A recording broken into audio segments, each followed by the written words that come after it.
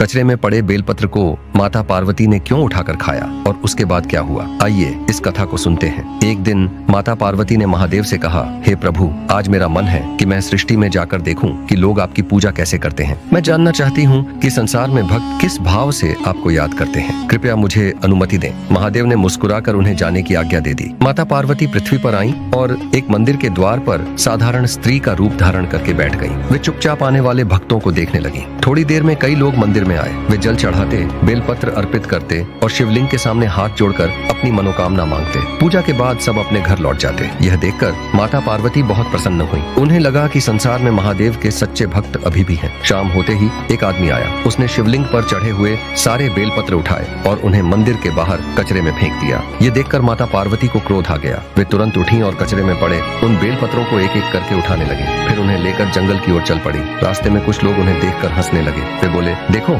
यह स्त्री कचरे से पत्ते उठा रही है। ये जरूर पागल है। लोग उसका मजाक उड़ाते रहे। माता पार्वती दुखी होकर भी कुछ नहीं बोली और जंगल पहुंच गई। वहाँ एक पेड़ के नीचे बैठकर वे उन सभी बेलपत्रों को खाने लगी। उन्होंने कहा, जो भी भक्त महादेव पर बेलपत्र चढ़ाएगा, मैं उन पत्तों को खाऊंगी, क्योंकि वे मेरे प्रिय स्वामी को अर्पित किए गए।